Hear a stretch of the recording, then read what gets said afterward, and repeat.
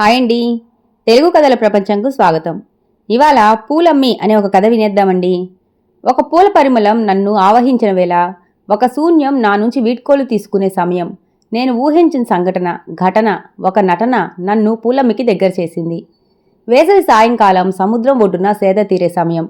అలలు అప్పుడప్పుడు వచ్చి పాదాలను పలకరిస్తూ, వెనక్కి వెళ్తూ, మళ్ళీ అల్లరిగా ముందుకు వస్తూ దోబూచులాడుతున్నాయి.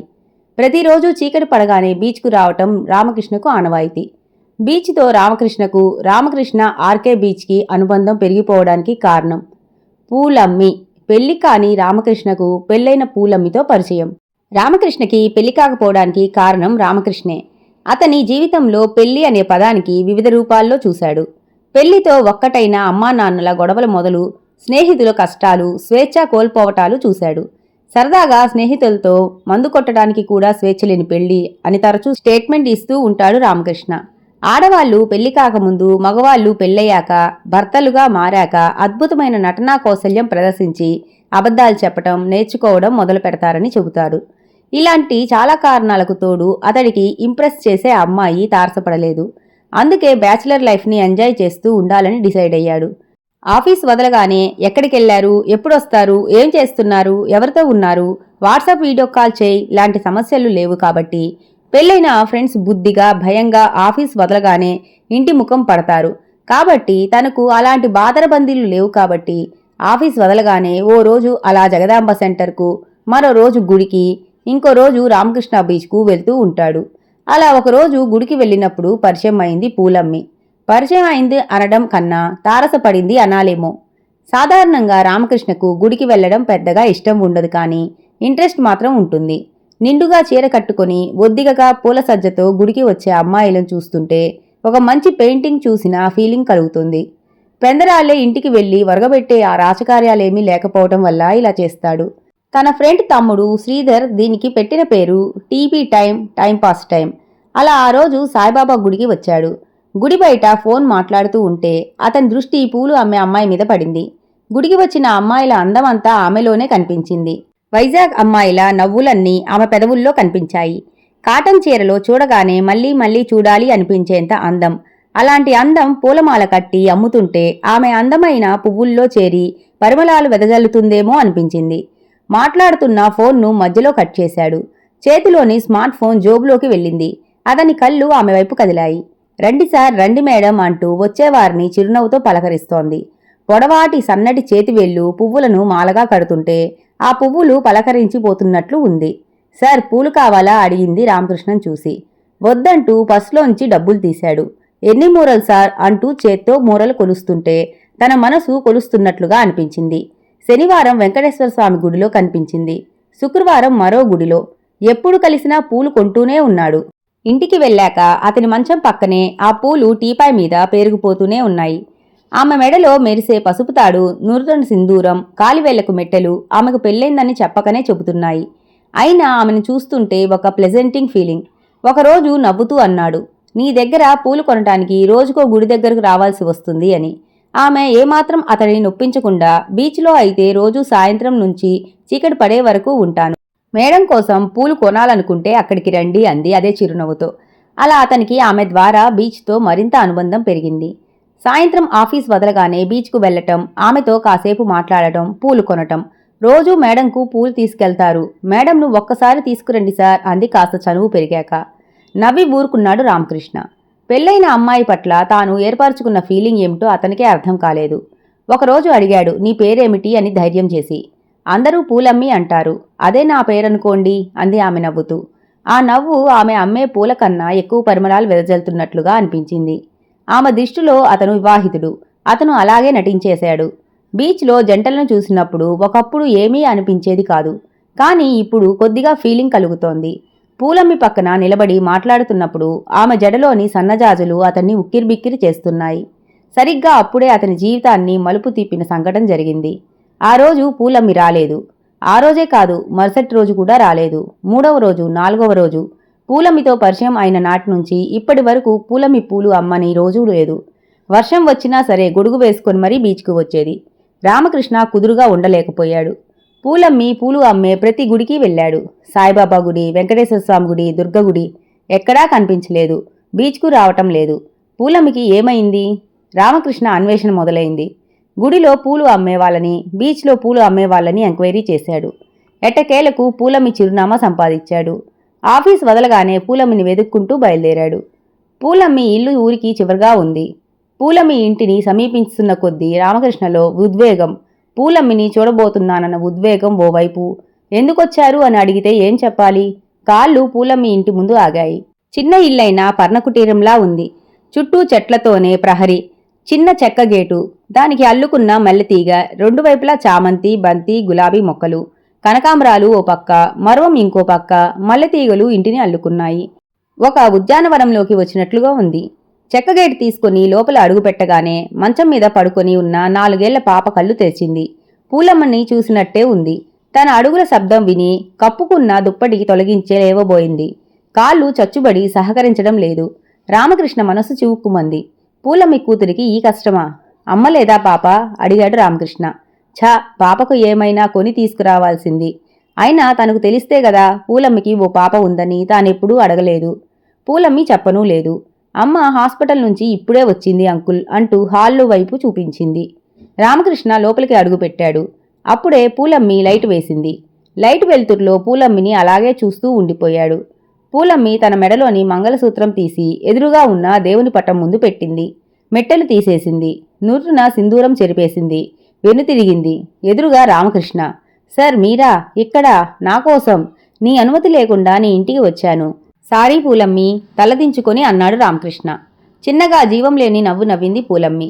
మనల్ని సృష్టించిన ఆ దేవుడు మన అనుమతి లేకుండా మన తలరాతలను తనకిష్టం వచ్చినట్టు రాస్తున్నాడు.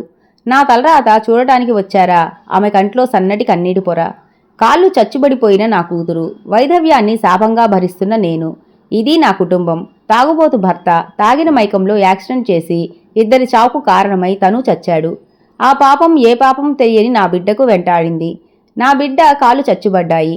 ఆపరేషన్ చేస్తే తిరిగి నా కూతురు మామూలుగా అవుతుందని చెప్పారు. నా బిడ్డ కాళ్ళు బాగుపడడం కోసం పూలమ్మిగా కొత్త పాత్రలోకి వచ్చాను. ఒకప్పుడు ఇష్టంగా వ్యాపకంగా పెంచుకున్న చెట్లు నాకు జీవనాధారం అయ్యాయి. గుడిలో దేవుని పాదాల చెంతకు, బీచ్లో అమ్మాయిల జడల్లో కొలువు తీరే పువ్వులు అమ్మే ఈ పూలమ్మి నుదుట కుంకుమ లేకుండా వైదమ్యంతో పూలు అమ్మితే అపశకునం అనుకోవచ్చు. అందుకే సుమంగలిగా నటించాను. మోసం చేయడానికి కాదు, నా బిడ్డను బతికించుకోవడానికి నటించాను. ఇంతకు మించి నా కథలో ఏ మలుపులు లేవు. కళ్ళు తుడుచుకుంటూ అని చెప్పింది పూలమ్మి. ఇప్పుడు ఆ నటనను నిజం చేయొచ్చుగా. నేను సూటిగా చెబుతున్నాను. నాకు పెళ్లి కాలేదు. నాకు నచ్చిన అమ్మాయి తారసపడలేదు. నిన్ను చూశాక ఎందుకో ఒక అందమైన భావం. నీకు పెళ్ళయిందని తెలిసినా నిన్ను ప్రేమించకుండా ఉండలేకపోయాను. ఇప్పుడు నీ కథ తెలిసాక జాలితో కాదు, మరింత ఇష్టంతో నిన్ను పెళ్లి చేసుకోవాలని అనుకుంటున్నాను. రామకృష్ణ మనసులోని మాట చెప్పాడు. క్షమించండి, మీ మంచి మనసుకు శిరస్సు వంచి నమస్కరించడం తప్ప ఈ పొగచూరిన మనస్సును ఇవ్వలేను. నా బిడ్డ కాళ్ళు బాగైతే నా నటనకు స్వస్తి చెప్పి మరో దారి చూసుకుంటాను. ఈ పూలమ్మిని మర్చిపోండి అని చెప్పింది. పోనీ కొన్నాళ్ళు నేను నీ భర్తగా కాకుండా నీ బిడ్డకు తండ్రిగా నటిస్తాను. మన బిడ్డకు నీ కూతురికి కాళ్ళు వచ్చే వరకు నీకు భర్తగా జీవించే అవకాశం లేనప్పుడు ఇలా నటించే అవకాశాన్ని కోరడం తప్పు కాదు కదా. ఊహ తెలియకముందే నాన్న విదేశాల్లో ఉన్నాడని నమ్మించి నటించావు. ఆ నాన్నను నేను అని చెప్పు. ఆ సంతోషంతో త్వరగా నడుస్తుంది. కొన్నాళ్ళైనా నాకు ఇష్టమైన నిన్ను నా జీవితంలోకి నటిగా ఆహ్వానించే అవకాశం ఇవ్వు అన్నాడు రామకృష్ణ. అప్పటికే కూతురు వాకింగ్ స్టిక్ సహాయంతో అక్కడికి వచ్చి, ఎవరమ్మా? నాన్నొచ్చాడా? ఆ చిన్నారి కళ్ళలో వెలుగు. కూతురు కళ్ళలో వెలుగు చూసి ఒక్క క్షణం ఏమీ మాట్లాడలేకపోయింది. అప్పటికే రామకృష్ణ ఆ పాపం దగ్గరకు తీసుకున్నాడు. భలే కనిపెట్టావు, ఎంతైనా నా కూతురివి కదా అన్నాడు పూలమ్మి వైపు చూడకుండా. నేనంతే నాన్న, అప్రయత్నంగా అంది. ఆ పిలుపుకు చిన్నప్పటి నుంచి దూరమైన ఆ పాప. మరి నీ బట్టలు తెచ్చుకోలేదు? నా కోసం ఏమీ తేలేదు. నువ్వు బోల్డ్ గిఫ్టులు తీసుకువస్తావని చెప్పింది అమ్మ అంది అమాయకంగా. ఆఫీస్ పని మీద వచ్చాను. నీ కాళ్ళు బాగయ్యాక మిమ్మల్ని పెద్ద ఇంట్లోకి తీసుకువెళ్తాను అని చెప్పాడు. ఆ పాప ఆ నటన నిజమేననుకొని నమ్మి బయటకు వెళ్లి పూలతో మాట్లాడుతోంది. మా నాన్నొచ్చాడని చెబుతూ మురిసిపోతోంది. అలా అతని పాత్ర నటన మొదలైంది. కానీ అతను జీవిస్తున్నాడు. అతని దినచర్య మారిపోయింది. ఆఫీస్ నుంచి వచ్చేటప్పుడు పాప కోసం బొమ్మలు తీసుకురావటం, పాపను బయటకు తీసుకువెళ్లటం అనివార్యంగా పూలమ్మి కూడా అతనితో పాటు వెళ్ళక తప్పటం లేదు. ఒకరోజు బీచ్కి వెళ్లారు. మొదటిసారి బీచ్కి వచ్చిన పాప అక్కడ ఉన్న పిల్లలను చూసి కేరింతలు కొట్టింది. ఇద్దరి చేతులు పట్టుకొని ఇద్దరి భుజాల మీద ఆడుతోంది. సినిమాకు తీసుకువెళ్లాడు. అమ్మ బొడిలో కూర్చుంది. పూలమ్మి భుజం తాకుతుంటే రామకృష్ణ మనసులో చిన్నపాటి ఉద్వేగం. పాపకు రామకృష్ణకు మధ్య బంధం పెరిగింది. అయినా తన పరిధిని మించి ఎప్పుడూ పూలమ్మి ఇంట్లోకి, ఆమె గదిలోకి అడుగు పెట్టలేదు. పాప ఎన్నోసార్లు ఎందుకు నాన్న లోపలికి రావు అంటే ఏదో కారణం చెప్పేవాడు. పూలమ్మి రామకృష్ణ కోసం టిఫిన్ చేయడం మొదలుపెట్టింది. తర్వాత వంట చేసి క్యారేజ్ ఇవ్వటం మొదలుపెట్టింది. ఆ తర్వాత అతని కోసం ఎదురు చూడటం అలవాటైంది. ఒకరోజు వర్షంలో తడిస్తూ వస్తే అప్రయత్నంగా అతని తల తుడిచింది తన చీర కొంగుతో. అతని బట్టలు ఉతికి ఆరేసింది, ఇస్త్రీ చేసింది. తాను పాప కోసం నటిస్తోందా, అతని మీద ప్రేమతో జీవిస్తుందా అర్థం కాలేదు పూలమ్మకి. పాపకు ఆపరేషన్ అయింది. కాళ్ళు బాగుపడ్డాయి. లేచి నడుస్తోంది, పరిగెత్తుతోంది. ఆ రోజు పాప పుట్టినరోజు. పెద్ద కేక్ తెచ్చాడు, కొత్త బట్టలు తెచ్చాడు. పాపతో కేకు కట్ చేయించాడు. పెద్ద సందడి. అతని మనసులో చిన్న అలజడి. హడావిడి ముగిసింది. అర్ధరాత్రి కావస్తోంది. అప్పటి వరకు ఆడుకొని అలసిపోయిన పాప నిద్రలోకి జారుకుంది. గడప లోపల పూలమ్మి, గడపకు యువతల రామకృష్ణ. నేను వెళ్తున్నాను చెప్పాడు రామకృష్ణ.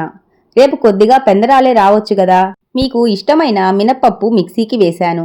మినపవడలు, సాంబారు, మీకిష్టమైన పల్లీ చట్నీ అన్నీ పోనీ ఈ రాత్రికి ఇక్కడే ఉండిపోవచ్చుగా ఆశగా అంది పూలమ్మి. వెళ్ళిపోతాను అంటున్నది ఈ ఊరు నుంచి. పాపకు కాలు వచ్చాయి. నా జ్ఞాపకాలకు సరిపడా అనుభూతి దొరికింది. ఇంకా నటించి ఒక నటుడిగా బతకలేకపోతున్నాను. ఎప్పుడైనా సినిమా పూర్తయితే పాత్ర నటనను వదిలి వెళ్ళిపోవాల్సిందేగా. అందుకే ఇప్పుడే ఇక సెలవని రామకృష్ణ గొంతు గాద్గదంగా అవుతోంది. పాపకు నాన్న ఆఫీసు పని మీద మళ్ళీ వెళ్తున్నానని చెప్పు. నువ్వు జాగ్రత్త పూలమ్మి. వెనుదిరిగాడు. పూలమ్మి కళ్ళలోకి చూసి అక్కడి నుంచి వెళ్ళలేక. పూలమ్మి అలాగే నిలబడిపోయింది. మొదటిసారి రామకృష్ణ తెచ్చిన చీర కట్టుకుంది. మొదటిసారి మనస్ఫూర్తిగా జడలో రామకృష్ణకు ఇష్టమైన పువ్వులు పెట్టుకుంది. మొదటిసారి నటించడం మాని జీవించింది. వెళ్ళండి, ఎంతైనా మగమహారాజులు కదా. కూతురి పుట్టినరోజు కూడా బలాదూ తిరగండి. ఇంట్లో భార్య ఉంది, అది తన కోసం ఎదురు చూస్తుంది అనే ఆలోచన కూడా లేకుండా వెళ్ళండి. పూలమ్మి ఉక్రోషంగా అంది. గొంతులో దుఃఖం తన్నుకు వస్తోంది. ఒక్కసారిగా గిరుక్కున వెనక్కి తిరిగాడు. గుమ్మం ముందు నిలబడి తాను తెచ్చిన చీర కట్టుకొని, తలలో పువ్వులు పెట్టుకొని, తన పూలమ్మి కళ్ళ నుండి నీళ్లు వంపుకొని, మనసు నిండా ప్రేమ నింపుకొని, రెండు చేతులు చాచి గుమ్మానికి అడ్డు తొలగి లోపలి గది లోపలికి, తన మనసు గదిలోనికి ఆహ్వానిస్తూ, నుదుటిన కుంకుమ చెదిరి, తలలో పూలు అలసి, ఒంటిమీద ఉన్న ఆచ్ఛాదనలు చెదిరి, దేహాలు ఒక్కటై తెల్లవారుజామున వినిపించే కోకవల సుప్రభాతం వింటూ ఒకరినొకరు చుట్టుకొని నిన్నటి వరకు నటించిన పాత్రలకు జీవం పోసి నటన వదిలి దాంపత్య జీవితంలోకి అడుగుపెట్టారు. మరోసారి పూలమ్మని చుట్టేస్తూ, అవును, నీ పేరేమిటి పూలమ్మి అని అడిగాడు. మీరు ప్రేమతో పిలిచే పేరే పూలమ్మి, అతని గుండెల్లో ఒదిగిపోతూ చెప్పింది పూలమ్మి. ఇంతటితో ఈ కథ సమాప్తమండి. ఈ కథ గనక మీకు నచ్చినట్లయితే లైక్ చేసి, షేర్ చేసి, కామెంట్ చేసి మన ఛానల్కి సపోర్ట్ చేసేయండి ఫ్రెండ్స్. ఇక ఉంటానండి. By by.